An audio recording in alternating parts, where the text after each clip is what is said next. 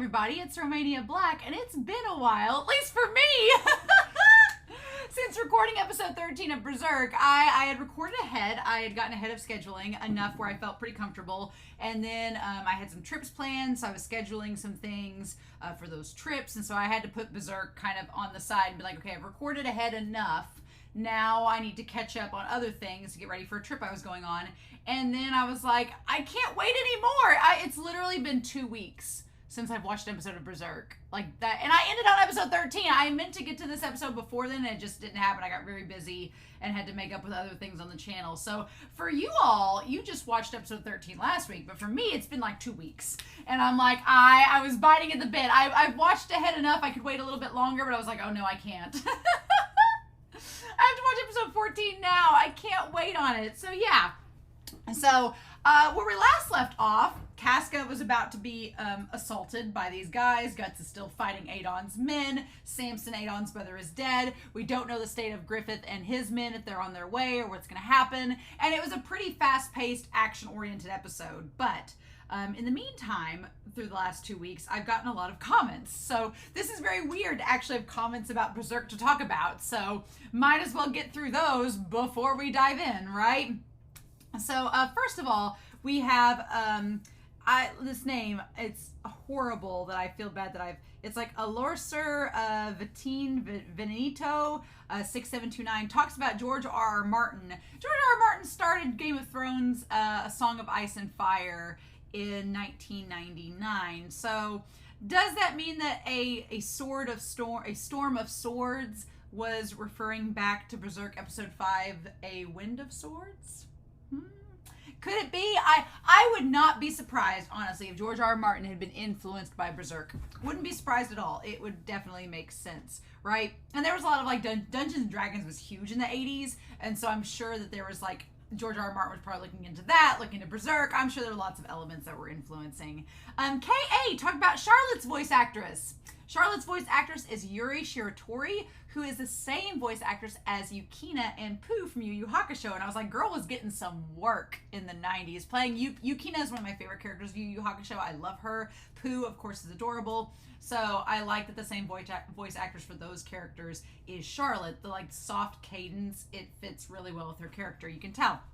But she was also Kagura from the 1999 Fruits Baskets. And I was like, oh, that's a little bit of a different character for her. So, you know, she wasn't typecast. She was doing all sorts of characters. So that's a lot of fun. Amir Almond talked about how there are 3 adaptations of Berserk anime-wise. There is the 1997 version. I like the way that they kind of listed this out. There's the 1997 version that I'm watching now that said it has the best writing, but the animation is considered outdated. I don't care. This is the best version. I'm like, and the animation I don't think is outdated at all. It is dated, but I don't think it's bad. I think it's actually really good animation. I think that people, like I talked about in the last episode, are probably like, oh, map paintings. I wish there were action shots. I got the same thing in Ace of the Diamond in the sports anime, which for Ace of the Diamond, it makes sense because it's a sports anime. You expect those action shots. And I guess you can make the same argument with Berserk, but I would argue that they're really beautiful map paintings. They add to the aesthetic. They fit the style of the animation. So I think they're fine. I think the series has amazing animation. The facial expressions are beautiful and so vivid. I think I've seen more facial expressions out of Guts than I have like in half the anime that's modern that I've watched. So I don't consider that a bad thing. So I'll defend it to the end of time. But I apparently has supposedly by mass consensus the best writing. And then there is the memorial edition in the movies. I've been thinking about the movies more and more as I get deeper into this. I kind of want to get through the manga portions before watching the movies. I don't know. We're going to watch the English dub with the movies. I'll probably talk to Patreon when I finish the anime and be like, okay, hey, just FYI, with the movies, what should we do? Should I get to the manga content first? Should I not? I don't want to go back through it and rewatch the memorial editions because I've just watched this. I don't want to do that. They said they're the same as 1997, but there's a more modern adaptation. There's parts of the manga that were taken out, but the caveat is it skips a lot of dialogue and it can feel rushed. I don't like rushed. I'd rather do a slow burn than rushed any day. And so, I don't know. I would like to watch the movies. I do. I want to watch the movies because it's a different format. I want to see the English dub in action. I definitely want to do that. I'll probably be talking to Patreon a lot because y'all are paying me to watch this, so I want your input. So I'll probably be talking to them when we get to it. And then the final version is the 2016-2017 version. I'm kind of sad about this because Amir Almond says that it's probably the most faithful to the manga and has decent writing, but the animation is atrocious. And I've seen a few still shots from that version. Yeah, it's not good. I was like, ooh, no, that's outdated. That's bad, and that's 2016-2017. So I feel bad because it does. I'm usually the type of person that I can forgive bad animation if the writing and the story is good. Animation is always a bonus for me. It's always a plus. I'm here more for the story and the characters. So that is sad, but I'm not going to be looking at the 2016-2017 version because I'm going to be looking at the manga. So that's cool that it's faithful to the manga. If y'all want to watch it, great. But I'm not, because I'm going to be reading the manga. So why go through the anime a second time when I'm going to be viewing the manga? So, nah. But I thought that was interesting, and I'm glad that Amir Almond shared that information. There was also the preview in episode 6. Amir Almond has been going through, someone was asking me in some of the earlier episodes, they're like, are you ever going to watch the previews? And I'm like, well, there's a patron that's giving me what those previews are. And so it's been nice to go back and rewatch them afterwards. And they were kind of like, oh yeah, that's nice. I really did like the preview for episode 6 though, talking about how Providence will guide a man to meet one specific person, even if such guidance eventually leads him to darkness. Man cannot simply forsake the beauty of his own chosen paths. When will man learn a way to control himself? Or his soul, rather. And I like the idea that Amir Almond pointed out about how it's everything around the story. It's showing that a person's decisions that they make, that everything about that person is influenced by the decisions they make on a daily basis. And I'm definitely a believer in that. Like, the decisions you make impact yourself, it impacts your future and everything. And so it's about finding the beauty of that chosen path, because some people like reject it. Some people are like, I don't want to go on the chosen path. But it's like, technically you are choosing your own path all the time. So it's finding the beauty in the choices that you make and learning to, dance in the rain, so to speak, and kind of work with what you're given. And I like that message there. I think that's interesting. And then finally, CR said, Griffith and Guts' confession is like that on the rooftop of Wei Wuxian and Lan Wangji. I was like, yes, absolutely. The confession in episode 7, I feel like, is very much like a Wei Wuxian Lan Wangji confession. There's lots of comparisons you can make. At this point, I'm enjoying the love triangle, because usually in love triangles, I'm very much team this and only team this, and I'm very against other teams. This is probably the first series in a very long time that I am kind of rooting for both. I'm rooting for Guts and Griffith. I'm rooting for Guts and Casca. Casca and Griffith, I think this point has been established that it's a friend zone. It's not going anywhere. But so now it's just like, who's Guts going to end up with? Is it going to be Casca or Griffith? Well, we know him and Griffith have a big falling out based on episode 1. But I'm kind of rooting for both pairs. Who knows? And the manga is far extending beyond the anime, so if we find out that Guts gets back with Griffith later, I'm fine with that. We have to break apart first before we talk about that, though. And we are not there yet. No. I'm getting the distinct impression that the reason why everybody was like, you have to read the manga, I'm making a guess that we probably will get to the events before episode 1 right in the last episode, and then I'm gonna be like, but how did we get to episode 1? And then everybody's gonna be like, you need to read the manga to find that out. And I'll be like, okay, fine, you got me, gal. So I'm excited for that. But yeah, I've talked for nearly 10 minutes. I'm excited to get in episode 14. Like I said, it's been a couple weeks. I've been really missing Berserk, but I knew I had to get other things done first. If it were me, I would just watch Berserk from here on in and just do it till I'm done with the anime, but I need to pace myself. I don't want to get done too quickly before I start the manga. I still have lots of things to put into place, but for now, I'm happy where I'm at. I'm just far enough ahead that I think I'm dodging spoilers and feeling good about myself. Although somebody the other day was like, oh, you recorded this episode back in July and it's September. And I'm like, yeah, I front loaded a lot with Berserk. To be honest, I watched like the first 12 episodes within like a month and a half because I was just like obsessed. And I still am. I just have realized I need to pace myself, so I don't get too far ahead. Maybe I'll tell myself that. But we are not going to waste any more time. We are going to start episode 14 of Berserk and just see what happens to Casca and Guts. Hopefully they're okay. And we're going to do that here in 3, 2, 1, and let's do this.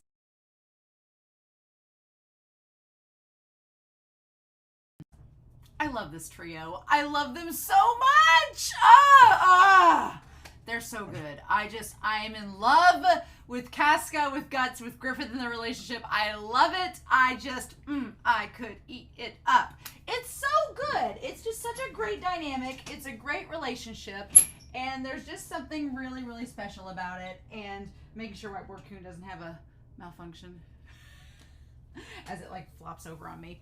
But what I really love about it is just the idea of how much growth there has been with our main set of characters. Like the growth of Guts and Casca and their dynamic and their conversation in this episode. I was like, it feels so organic, right? It feels like we've not been in this series very long. It's only been 14 episodes and we've known Guts and Casca have known each other since episode 2. So episode 2, episode 3. So in the span of, 11 short episodes, we've seen their chemistry and their dynamic just naturally evolve and change, and none of it has felt forced. It's not felt like it was like rewritten just to get Casca to be a lady for Guts. Like nothing of that it all feels very natural, right? And I want to talk about it because it's that good, right? Like I said, I am all aboard the OT3 team that is Guts, Griffith, and Casca. And what I hate about it is episode 1 makes it very clear that they are not together by the end of the season. And it makes it very clear that things are not going well. And I don't like that Guts is not with Casca. Although, this episode kind of makes me think, okay, did Guts end up just leaving? And maybe that gives me hope that Casca's still alive.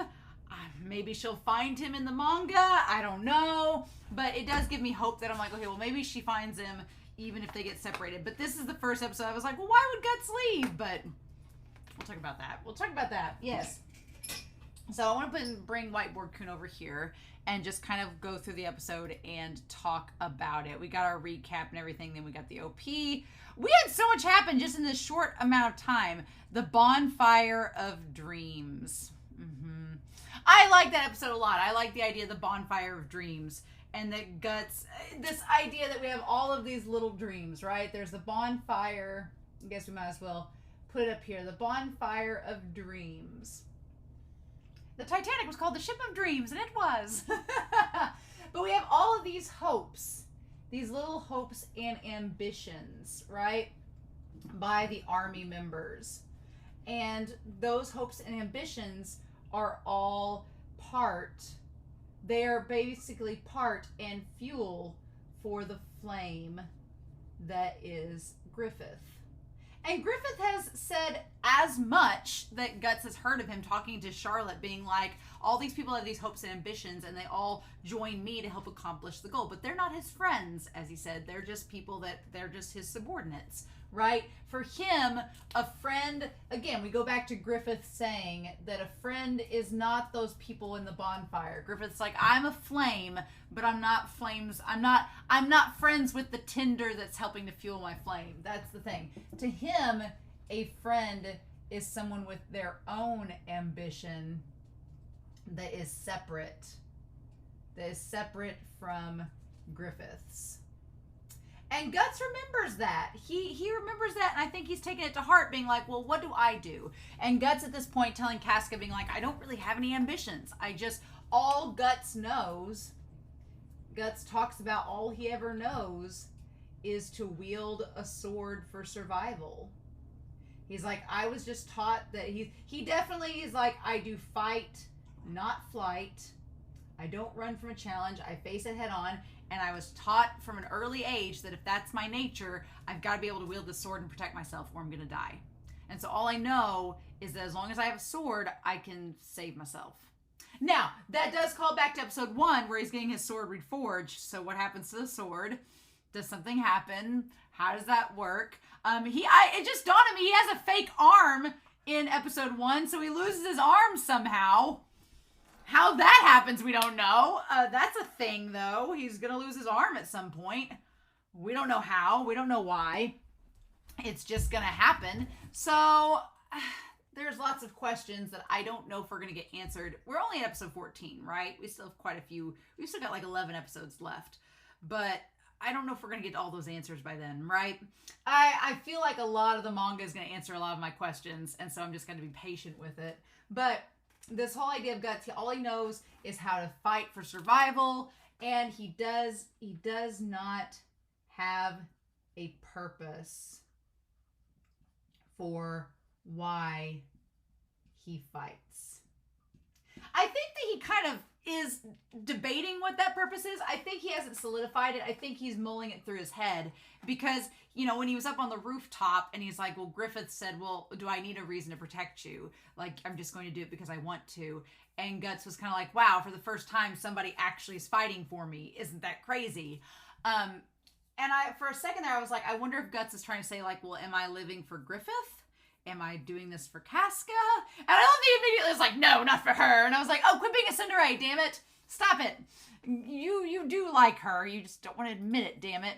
But man, so we need to go through this episode. I am happy that we got the best of both worlds, right? Because on the one hand, Casca has been going through the ringer with her fever, with her period, with the fact that there's 3 against 1. I like that we get the best of both worlds. She is able to hold her ground. She stabbed that guy in the face with a stick. That was amazing and gory as hell. And then just as she's about to get like attacked by them, that's when Judo comes in. We're going to talk about Judo. I'm going to put Judo over here. He's rather interesting. Judo has always fascinated me because he's just so damn mysterious. And it's not the fact that we don't know a lot about him. Like you could say Pippin is mysterious, right? But I don't think there's a whole lot with Pippin that's... I think that Pippin probably has a backstory we'll get to, probably other things. But I don't think Pippin is as nearly as compelling to me as Judo is because he just is mysterious. He's mysterious and the show makes sure that you know that Judo is observant. Judo looks at everything and he's thinking about, okay, why is this way? Why is this that way? And from the very beginning of the series, like from the moment back in episode 4, where Guts was like talking to Judo and Judo's like, well, this is why we follow Griffith and this is why we do that. And he was kind of observing the little naked banter that Griffith has with Guts back then, you know, years ago. Judo's been very mysterious and he's been very observant and he doesn't tell everything that he sees. He tends to like internalize it and be like, okay, well, how am I going to use this? Am I still suspicious of Judo? Yes. But do I know if I should be suspicious for a good reason or a bad reason? Is Judo a secret ally or is he a secret enemy? That is the question. I mean, he seems like an ally right now, but I feel like there's enough mystery with Judo. We're going to figure it out eventually. What's interesting in all of this is as Casca is being assaulted by the guy, she thinks back to Guts. Do you want to die in a place like this? Go back to your sheath. Go back to Griffith. And it's so interesting because Guts, you know, is being kind of, you know, I don't think Guts acknowledges whatever his feelings are for Casca. So he's just like, just go back to Griffith, I guess. You like him, right? Even if he kind of likes her. And so she kind of in that moment is like, yeah, Guts is right. I'm not going to die to you. No, thank you. And she holds her own. But man, that grisly image of him just like the like stick stabbed through the eye of him. Oh my God. And that's when Judo shows up. And he's like, hey, she's the only woman in our troop. You gotta pay extra for that. Like, she's the only one we got. So don't be trying to get at her, right? Love Judo. Love him just showing up, hand cocked on his hip, just being like, I'm throwing these knives at you. Judo is very interesting because I love his character design because he looks so like just normal on the surface, but then he reminds me a lot of Kenji in Bungo Stray Dogs. The character of Kenji in design has like the freckles and the blonde hair and he's super strong, but he seems so unsuspecting. You just look at Kenji in Bungo Stray Dogs and you're like, oh, he doesn't look like much, and he's crazy talented and strong, right?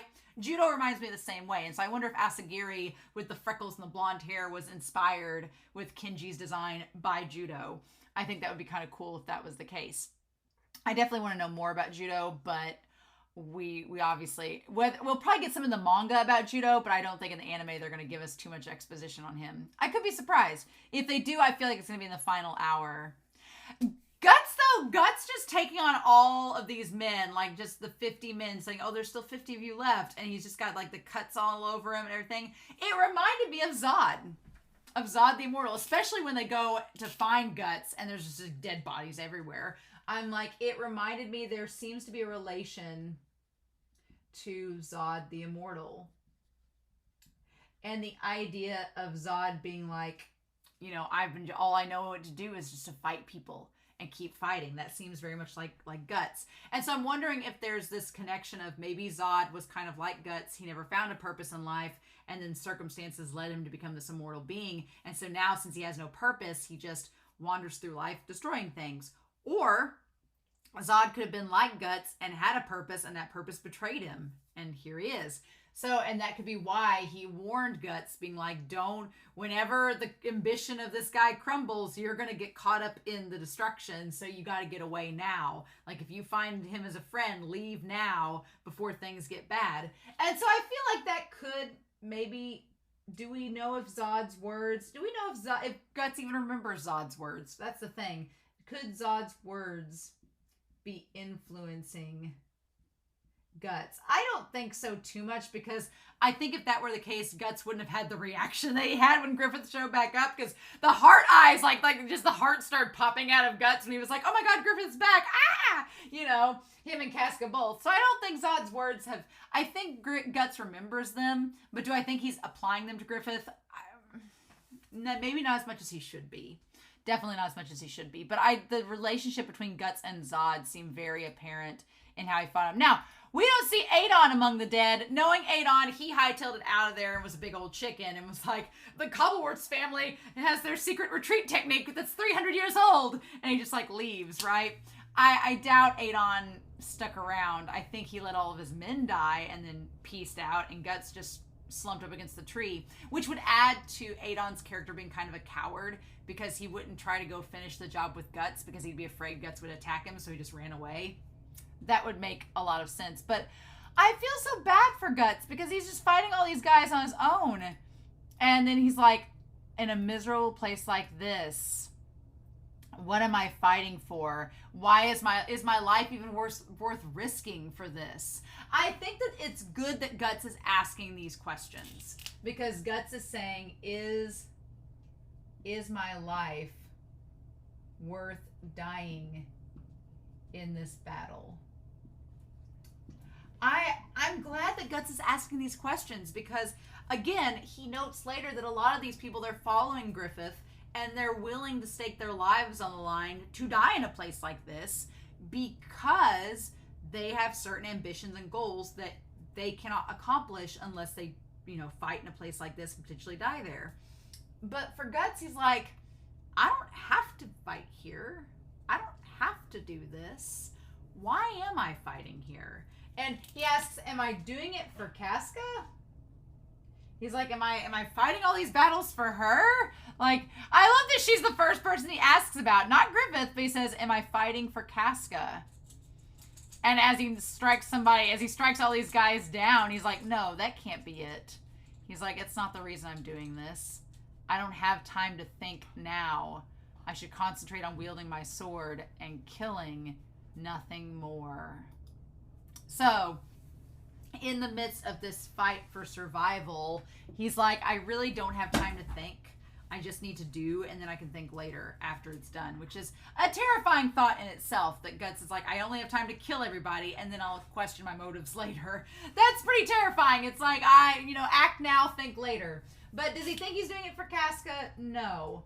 And I think that Casca would totally respect that, because she doesn't need a man to fight for her. She tells them later, she's like, I don't need anybody to fight their battles for me. I fight my battles for myself. So I think Casca would respect that decision. He doesn't bring up Griffith because, again, we tie back to the idea that he wants to be Griffith's friend. And so in order to do that, he can't be fighting for Griffith. Griffith said that's not his friend. So I think another motivator in Guts wanting to leave is that he wants to go out and find his purpose.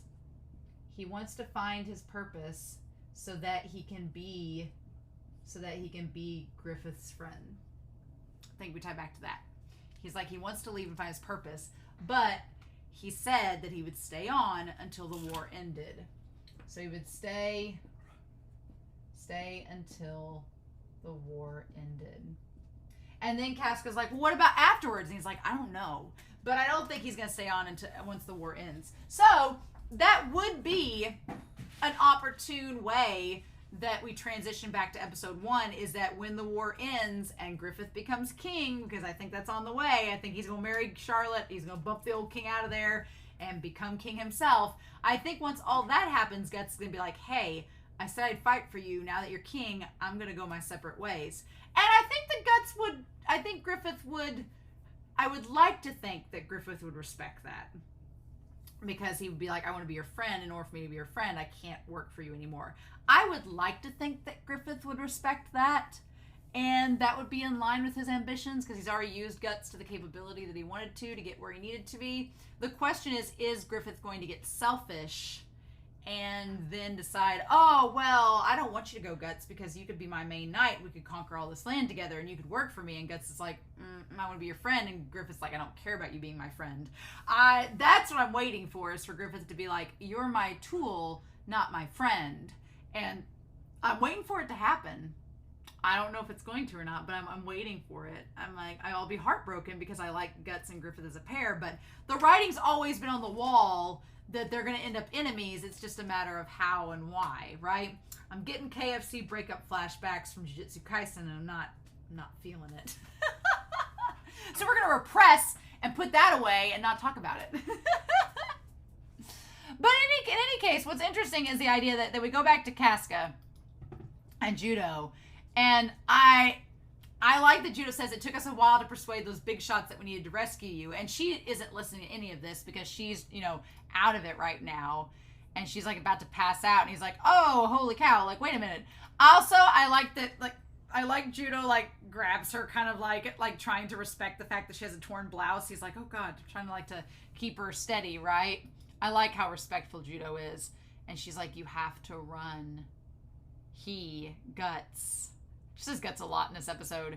She's like, he was fighting all by himself. She's like, this way, quickly. And Judo's like, hey, somebody, come on. She's like, I don't need anybody's shoulder. She's like, Guts, he stayed to fight the enemy alone so that I could get away. And she has these teary, heart eyes. I think Judo is very much like, Casca's acting a lot more like a lady. What's up with that? That he's noticing that Casca is acting more like a lady towards not Griffith, but Guts. Acting more like that. I think the thing of it is she's showing this concern, right? She's showing this concern. The thing about it is that she's always had concern for Griffith, but it's always been framed as, well, he's going to be our king. We have to support him. It's always been framed as something loyal to everyone else. To her, it's been more than platonic. She loves him. But to everyone else on the force, it's always been framed as this very platonic, loyalty as a soldier, devotion to Griffith, of being like, well, I want him to be in the best position to become king because that's what we're here for. We're here to serve him in that capacity. So I think that she's never appeared girly about that, because it's very much just the loyal soldier to a fault. With Guts, she has no reason to be loyal to Guts, right? Because Guts is just a fellow commander. He's not above her in any rank. So she has no reason to be loyal to him other than that they're fellow soldiers. But the fact that she's being so adamant about it and so concerned, it comes across as caring, and it comes across kind of as not maternal, but kind of as this more feminine thing. And Judo's like, why do you care so much about Guts all of a sudden? What happened in that cave? And there's this idea that with Griffith, yeah, she shared some intimate moments with Griffith, sure. But she's also shared some really intimate moments with Guts, both physically and, verbally. So it feels like she has a deeper connection with Guts at this point than she does Griffith. Griffith is this intangible thing that's always sitting on a shelf and she's always reaching for it, but she can't get it. With Guts, she's literally been in the trenches with him. She can reach out and has reached out and has touched him. And he is something tangible for her. So the dynamic changes a little bit. So, and I think Judo sees that and he's like, what's going on? What happened in the cave? What is going on?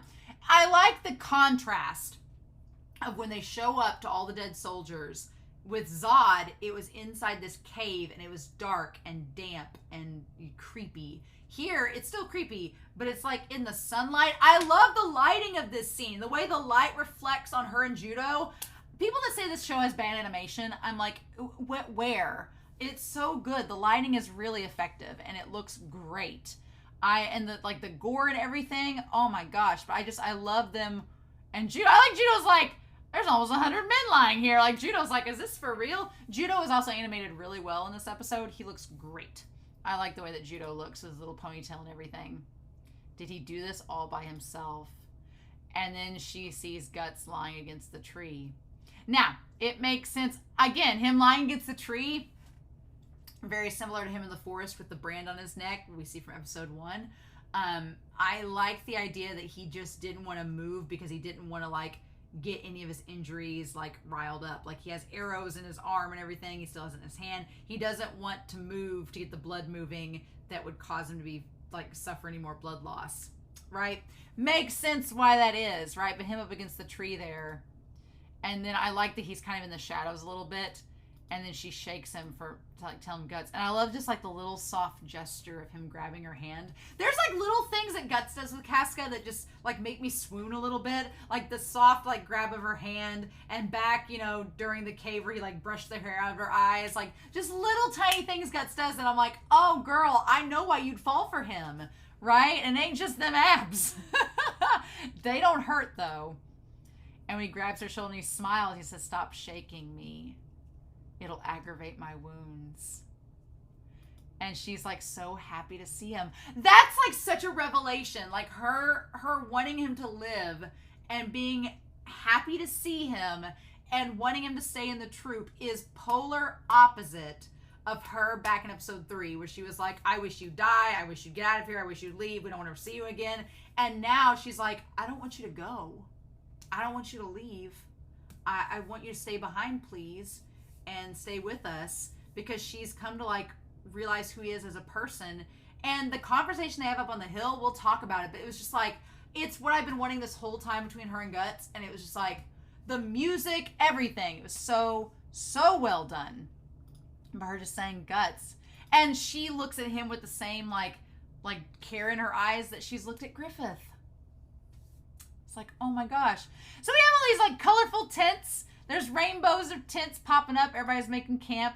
And I think Guts is like, I can walk. I don't need you to like carry me back on a stretcher. And they're like, shh, don't make any sense. And then Rickard, hey, they're back. I like the way Pippin and Corcus is like, oh, look, he lived. I couldn't help it. He's like, damn it, he's alive after all. And Rickard's like, Guts, yay. I love Rickard's little outfit. It's so cute. It's so cute. And then there's all the guys crowding around tent, which shows you that the guys in his troop care about him. They're all crowded around his tent. Isn't that funny? It's such a contrast from back in episode 3 and episode 4. I guess it would be episode 3. Or maybe it was even 2. But the contrast of like, you had Corcus and the guys back in the first couple episodes wanting to gather around the tent to kill Guts. And now you have guys gathered around the tent making sure he's okay. And it also mirrors them all like waiting to watch Griffith and make sure he's okay. There's so many parallels and so much like compare and contrast you can do. It's really neat. But I love that you'll heal faster without anesthetic. That's interesting. You'll heal faster without it, so just bear it. Like that you'll heal faster with just the stitches alone, right? I know that if you take a steroid, it'll slow the healing process, and you don't want to do that if you get stitches. But I think that's interesting that they are talking about that. And he's like, well, shit, that hurts. He's like, I'm not a torn shirt you're sewing up. And he's like, okay, I'm done. And Guts like, I like that Casca still has the cut in her dress. She's not even bothered stitching it up yet. And he's like, what a guy. Most men wouldn't be able to stay conscious with wounds like that. And then she's like, what's his condition? He's like, he needs to be on total bed rest, meaning he doesn't need to be in the expedition. I like Rickard is just sitting there like, Rickard has such like a little badger face where he's like, he wants to say something, but he can't. He looks so innocent there. Freaking love Rickard. He's great in every episode. And he's like, no way. And Guts is like, bullshit, I'm going to sit here and just take bed rest. He's like, I'll stick with y'all even if I crawl around. And he's like, no, if you go back into battle, I can't guarantee your survival. And Casca, you know, feels like this is all her fault because now she's like the one person that Griffith is counting on, that he builds his plans around. Because of me, he's injured because he was fighting to save me. And it's like, but it's not all Casca's fault. And I think Guts tells her that up on the hill. And he's like, bleh, whatever. And she just kind of looks concerned. I like that Judo looks over at her like, why are you so concerned? Do you feel guilty about this? Why do you feel guilty about this? Why? I feel like Judo's like, the gears are turning in his head where he's like, why would she feel guilty about Guts getting hurt? Did Guts say like he was defending her? Why would he say that? Like, what happened in the cave? You know, I feel like Judo's trying to process it and figure out what's going on. But he has noticed that for the first time, Casca literally seems concerned for Guts and his well-being. Whereas up until this, before the cave juncture, before episode 11, Casca didn't care at all about Guts. She thought he was a nuisance. And now that they've had these conversations and they've talked to one another, she feels differently towards him. And so Judo tries to like clear the air and be like, oh, well, we get everything settled back up. It's fine. You guys are back safe and sound. It's all good. And Casca still doesn't seem very convinced by it. And so they ask where Griffith is, and they're at War Council. So I guess everything else in the mission went okay. Nobody's having a problem with it. He won't come back until tomorrow.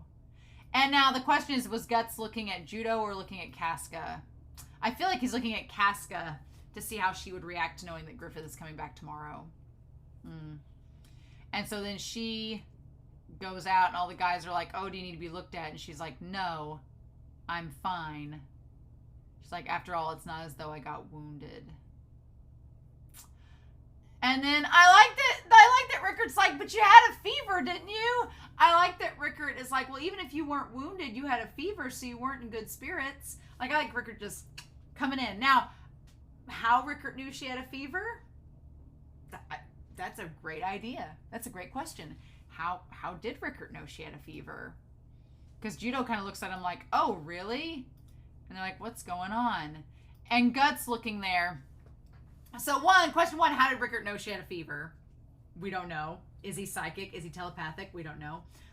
That's interesting, though. Nobody else seemed to know except Rickard and Guts. Who knows? But then Guts, what's interesting is that he doesn't say a word there because it's like she brushes off everything as, oh, no, I'm fine. I'm okay. I wonder if for Guts, it's like him looking in a mirror and seeing that the way she's acting is the way that he brushes off a lot of things too, where he'll be like, oh no, everything's cool, when it's really not, but he just says that to get people off his case. I think that that's the case. I definitely think that that's what he's doing, but who knows, right? Who knows? But I think that that's the case. I think that she and him are very similar, and in this moment he kind of senses that, and he's like, okay, I see what you're doing. All right.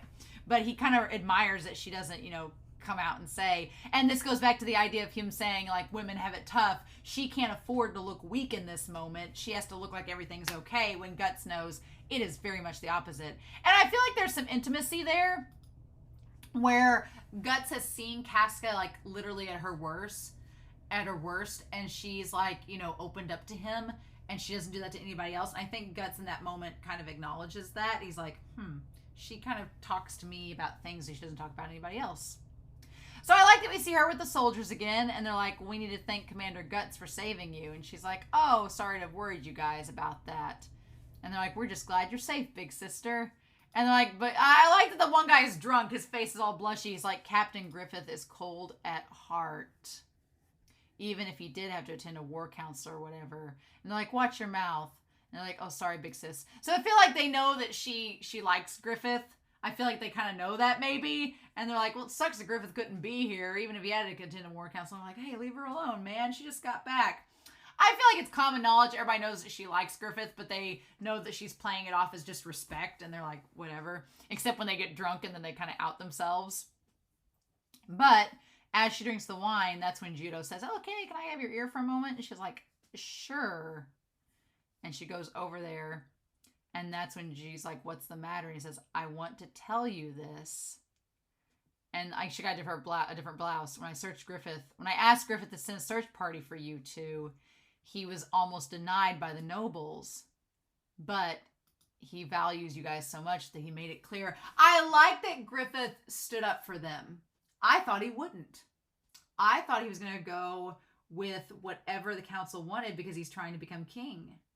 But the fact that I think he did it for twofold. I think, one, the fact that he cares for Guts and Casca is pretty obvious. And so him saying that they had to go send a search party for him is a pretty big deal. But I also think it's a nice way for Griffith to stand up to the nobles and saying, hey, I'm going to be king one day. I'm not going to get bossed around by you. So no, I'm not doing things like you want me to. I feel like it's a twofold, killing two birds with one stone. But Judo's saying, I felt kind of jealous. Because I think Judo knows that right now, Griffith only cares about Casca and Guts. Of all the members of the Band of the Hawk, Guts and Casca are the only ones he really cares about. Everybody else is just a pawn in his game. And I think Judo's like, I'm a little jealous of that because I don't mean the same thing to Griffith that you all do. And he says it kind of sly, right? And then he notices that Casca's just kind of like somber about it. And she's like wiping a tear from her eye, like her thinking about Griffith. And Judo's face is so interesting there where he's like, He's like, she's acting a lot more girly lately. And she seems really, really invested in Guts and Griffith. So that's interesting. But Judo's like, I feel like Judo's like still trying to feel out what he knows about the situation. So then he gets this fairy dust, right? This pixie dust. He says, give it to the big guy who killed 100 men. And she's like, it's medicine. And he's like, yeah, I got it from a company of traveling players I used to work for. So, a company of traveling players. And it's fairy dust. Now, do I think fairies are real in this world? Yeah. I mean, we've had monsters and people that become snakes. Yes, absolutely. Do I think that Judo could be related to fairies? Possibly. He has like an elvish charm to him. I think he could be. I think the traveling players is interesting because you know what I think of when I think of traveling players? I think of clowns and I think of fortune tellers. Do you know where the behelit came from? A fortune teller.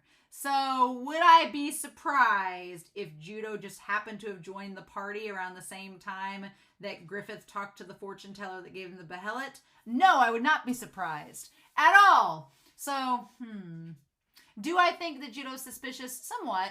I think him just randomly having this pixie dust that he just gives her on a whim is suspicious. That he's been hoarding all this time because they've been with the Band of the Hawk for years. And he's just been hoarding this away? I don't know. I find it interesting. He's like, I got it from a company of players I used to work for. You may not believe it, but it's made from fairy dust. She's like, fairy dust? Well, that's impossible. He's like, I know you doubt it, but it works wonders and the effect is guaranteed. It saved my life a couple of times. Trust me. So he's used the same pouch of fairy dust before on himself to save himself. My thing is Judo as old as he says he is, or is he older? Do I think Judo might be older than he looks? Possibly. I think he could be. I think he could be, especially if he's come from this traveling troupe and has been using this pixie dust. I don't know. He says, don't worry. I think it's a fairly good deal, 100 men for the price of one pack of medicine. And I mean, there's nothing suspicious to think about that because he's not wrong. And Judo knows that they'll probably need Guts moving forward. Some guy that can kill 100 men, they'll probably need him in the future. So it makes sense, right? And that's why she's like, okay. She's like, thanks, Judo. And then she goes on back with the pack. And she just skips away. And he's like, she's suddenly acting girlish all of a sudden.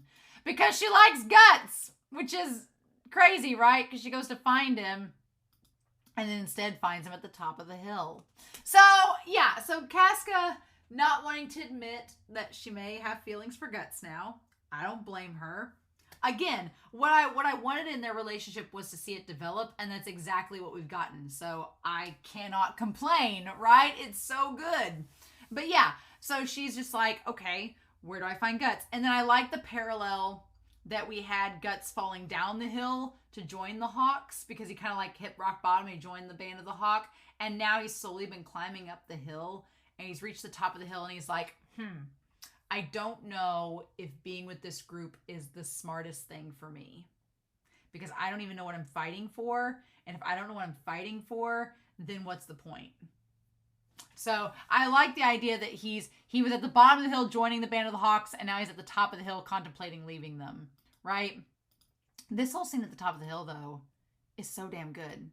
It's amazing. We spend half the episode there as he's looking down at all the bonfires and seeing everyone.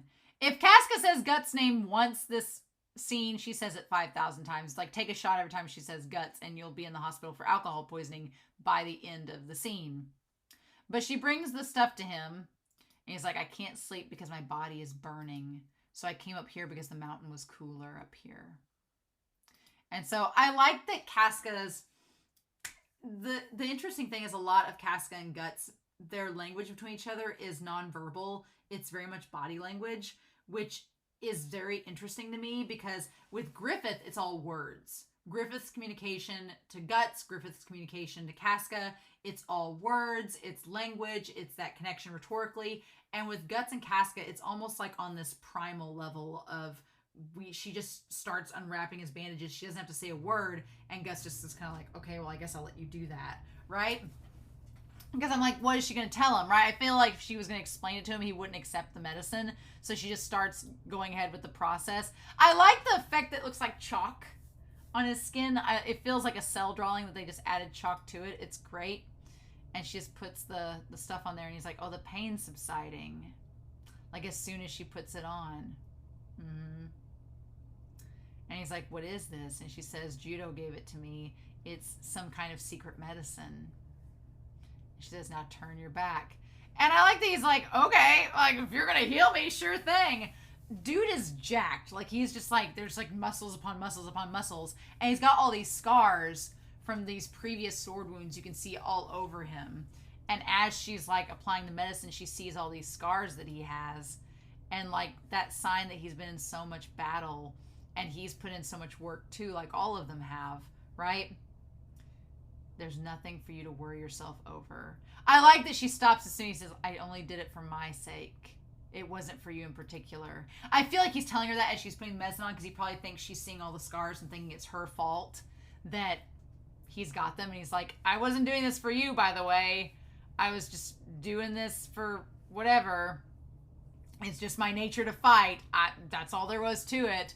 But I'm like, dude, if you have to say it's not for her and she didn't ask, that means you think that she was going to ask and you were thinking about her. So I'm like, these two Bakas, I'm like, you both like each other. Griffith knows you like each other. You both like Griffith. Griffith knows you like him. So it's like, just have a three-way and go for it and just get it over with. Just get it out of your system. And we wanted to deal with it, you bunch of tsundere bakas. She's like, you fought 100 men with your sword because it's your nature. I like that she kind of calls him out on it. She's like, really? You slayed 100 people because you just felt like it? Because it was something natural to you? And I like that she kind of calls Guts out, and Guts is like, because she is hinting that, you know, there had to be a reason you did it. And we as the audience know by this point that Guts is trying to figure out why he did it. He just hasn't found a concrete answer yet of what drives him. But I love that he just kind of, that she looks up at him like, oh, sorry, I was thinking out loud when I said that to you. And then he's like, yeah, that's it. I had to give that bastard some payback. I don't recall anything clearly since I was caught up in swinging my sword. He's like, but to tell you the truth, I couldn't get something out of my head. Fighting against 100 men means nothing compared to what you are doing. And I love that it's like he's so eloquent in this moment where he's just like, I'm fighting for no reason, and I know I'm just killing people, and it's just all I know how to do to swing a sword. He's like, but you and Griffith and you and the others are all fighting for a reason. You have ambition, you have purpose. He's like, and I'm envious because I don't really have that. And she just kind of looks down, and I like that she stands up against the tree like, what do you mean? And he says, I think, what does he say there? He's like, you two have something important to stake your lives on. It's great. I mean it. And she's just staring at him like, he's like, compared to your purpose, My random battles against 100 men or even 1,000 seem insignificant. Which, again, ties a little bit to Zod, like just fighting people over and over again for no reason, right? And I like that she's looking at Guts like she's looking at him for the first time. Like, she really is starting to understand who he is as a person. That he's not just this meathead who doesn't think about anything. He thinks about a lot of things, but he just doesn't quite know what to say. And what's interesting is that Guts has opened up to Griffith before, and now he's opening up to Casca, and it's because he likes them. But he doesn't really understand how to articulate that. And she's just like, Guts, look. And then he talks about how, look at the view.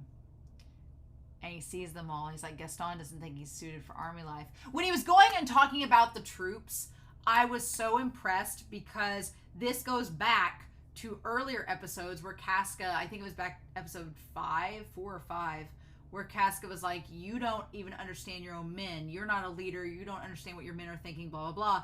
And here we come full circle where it's like, no, Guts does understand his men. He's talked to his men. They've told him his aspirations. He's remembered them. And he's telling them to Casca, who's like, well, son of a bitch, you do care about your men. And it's like, yes. So it's like, it's such a great full circle moment because we this whole time have been thinking Guts does care, but we needed the proof. And now we get the proof. And it's like, it's so wonderful to see it and to see her expression. She's like, oh my God, he does care. It's like, yes. And so he just goes on about it. And he says, looking at them from here, it's all I can see. Their little hopes and dreams. The bonfire of dreams, just the big fire, all the tents and everything. And Guts is like, I heard them all, but I don't have any to reiterate to them. It's so damn good. And she's like, it's like a bonfire of dreams. He's like, oh, that was beautiful. I thought it was the princess talking. What a flirt! What a flirt! She's like, don't say that. Like, he was literally flirting with her. I was like, he's like, well, the way you just talked to her, that was like the princess. I was like, just swoon. I did not expect Guts to be swoon worthy, but that was just, I'm like, it's the littlest thing, but I'm like, just them and their little flirting. I was like, I'm so torn because I love Guts and Casca together like this, but then the moment Griffith shows back and Guts is like a little puppy dog, like, Griffith's back, then I'm like, damn it, you son of a bitch, we're back in. Back to Griffith and Guts. I'm like, damn it. I love it so much. And she's like, I think each one of them shines their own wisps of light when they gather together. And to keep those faint lights from withering out, there's a powerful fire called Griffith. Yeah, everybody has these little dreams, and Casca's like, but when they band together and Griffith's there, it's like just this big flame instead. So it like ignites them, right? Now, the problem is, one, Guts says you won't find my light among them because he doesn't have a dream or ambition yet. The other problem is what Zod was talking about, where he's like, once Griffith has his ambition crumbled, or once he gets what he wants, then what will happen to the fire of everyone? Everyone right now is banding under Griffith because they want him to become king and they're supporting him. But once he becomes king, what's going to be left for them? They can't all get council seats. They can't all get a paid pension. So what's going to happen to them once Griffith gets what he wants? Griffith is kind of just using all of them as a means to an end. But what will happen to them when he gets that means accomplished? That is the question. That is the thing. It's like, I don't know. I don't know what we're going to do when that happens, right? And he's like, all I know is this sword in front of me, this phallic symbol that's jutting out from me and jutting out from Casca. At one point, he's like, surviving battles doesn't mean anything. He's like, I've been fighting for my entire life, but I don't know what I'm fighting for. And they give us the Casca butt shot, but they also give us, so much ab shots from Guts. It's like, it's a fair trade at this point. He's like, I don't want to die, but all I know is how to wield a sword. So what do I do? He's like, back then I was ready to commit myself solely to fighting, but he's like, now I don't know. What do I need to commit myself to? And God, that shot of him, like, with all of the houses and the fire in front of him, and he's just, like, got this Dorito-shaped body with the sword on his shoulder. I'm like, girl, I wouldn't want him to leave either. I want him to stay too. He's like, I don't know why I told you all that. I'm just wondering the same thing. And she's like, are you thinking about leaving? And he doesn't answer. But that's when Griffith shows back up. And she's like, what will you do afterwards? He's like, I'll stay until the battle's over. And then she asks what he's going to do after the battle, but he doesn't answer. Because Griffith shows back up. And they're like, hey! And like, Rickard's like, look, Griffith's back. And she's like, oh, he heard you were safe. And he changed his schedule to come back a day early. And now Guts is looking at her with the light in his eyes. Like, and the thing is, whenever Casca hears that Griffith is back, she feels like she's let him down, so she doesn't seem as enthusiastic about it. But then she looks over at Guts, and Guts is like, hey, your man's back. But he's also like, my man's back too. Like, he's like, hey, our guy is back. The guy we're both supporting, right? And Casca's like, oh yeah, right. Like that little look on his face with the sparkles in his eyes. Shut the frick up. And then they all run towards Griffith. They're all like, welcome back. And he's like, oh, hey, what's up? And they're like, Captain, like Commander Guts. And then like they're both walking towards him. And Griffith's like, oh, hey, I love Guts. Like, yo. Like bandaged up and everything, but still walking with a sword like it's no big deal. And Casca looks like she's let Griffith down. And I feel like, Griffith has that little smirk on his face. I feel like Guts, knows that Griffith's going to be fine with both of them. And Casca doubts herself. She thinks that Griffith's going to be mad. And she feels like she's let him down, right? And she's told all of her feelings to Guts. And I like they look at each other. And then he looks over at her and she looks so sad. And she's like, oh, I apologize, Griffith. I held everyone back and it's my fault. I love that Guts looks at her like, girl, what are you doing? Like, I love that Guts looks at her like, why are you taking the blame for this? Why are you acting like this is your fault? He's like, quit doing that. No, don't with that bullshit. She's like, despite my physical condition, I went into battle and made a mess of things. And I put my company in danger. I like that Guts is just like, quit selling yourself short and blaming yourself for this because it's not your fault. Biology is not something you can control. I just love that Guts looks at her like, are you freaking kidding me? No. He's like, I'm not accepting this. And she's like, I'm not qualified to be a commander. And I love that she, like Guts just smacks her ass and is like, get up there and hug him and apologize and quit being like Yar. And she's like, what are you doing, you idiot? And Guts is like, I'm not going to hear you do this to yourself. No. And then she looks up at him, and Griffith, of course, is like, welcome back. Like, hey, like, it's okay. And she starts to tear up. He's like, girl, I know, you're fine. It's okay. We're all right. And Guts is like, quit being like Yar and just make up with him already. God, I love it. The three of them, that dynamic. And everybody's like, oh, man. And they're like, go for it, Commander. And Guts is like, mm-hmm.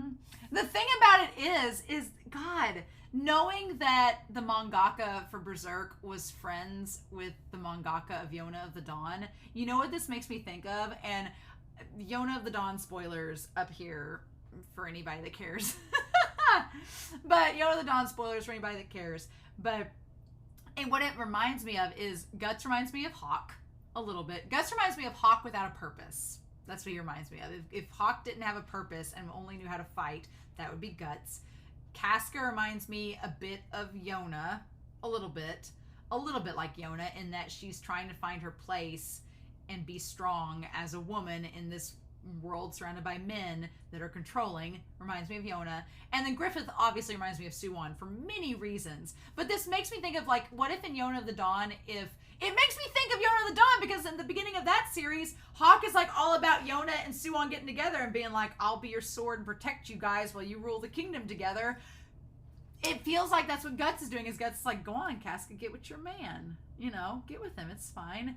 And I feel like for the first time, end of Yona of the Dawn spoilers, by the way. I feel like for the first time, Guts is like pushing Casca towards Griffith, being like, go on, get your man. And I feel like for the first time, Casca's like, oh, maybe I don't want Griffith as much as I thought I did. Maybe I kind of want Guts to stay. And that's the thing. Like she's denied him and his presence this entire time. But now that she's realized who Guts is and realizes he could be leaving, she's like, oh no, I don't want you to go. And Guts, you know, to be fair, I don't think Guts is jealous of Griffith at all, because Guts doesn't think he has feelings for Casca that way. He just feels like, you know, she's just her. I feel like Guts does have feelings for Casca, but he doesn't know or want to acknowledge them. So we're just going to repress them and not worry about them. And because he starts to walk away, and he's like, come on, boys, let's all go get a drink, right? Again, Yona the Dawn, it feels like that whole scenario at the beginning of that series feels like that. But we all know how Yona the Dawn ends up, so is that what's happening here? I don't know. Because she sees him walk away, and before, she wouldn't have cared at all that Guts left. She would have only had eyes for Griffith. But her in the cave acknowledging to Guts that her and Griffith don't have a future, and she knows it. Now she's looking at Guts, knowing him more, and is like, maybe I should have been looking at him a little bit more from the start. I love that he says he's going to disinfect his body from the inside. I'm like, Guts, I used to think that too when I was in my 20s. That's not how that works. I'm not responsible for this. We're going to celebrate the 100-man fight. And Griffith's like, what's the matter? And she's like, oh, nothing. Is he serious about leaving? I feel like Griffith is noticing, like Judo, that her focus is shifting more towards Guts. And I think it's so fascinating that she at first was all about him dying or leaving, and now that she knows him and knows what he's going through, she wants him to stay. I'm really, really excited about the manga. I get more excited about it with each episode because I know that obviously stuff has been left out of the manga. I know that the story goes beyond this series, so I get more and more excited with each episode, knowing that I get to go back and not only re-experience this in manga form, but anything extra seeing it as well. So that's going to be really exciting. I'm excited about that. So yeah. But this episode's so good, right? So good. The Bonfire of Dreams. It's one of my favorite episodes so far. I definitely think it's in my top 5, I think, because it's just the action, the stuff with Guts, everything, the conversation they have on the hill. Just, I love it completely. And then the dynamic between these guys are just so we managed to defeat that battle. We don't know about Adon. I'm assuming Adon's still alive. We don't know where he's at.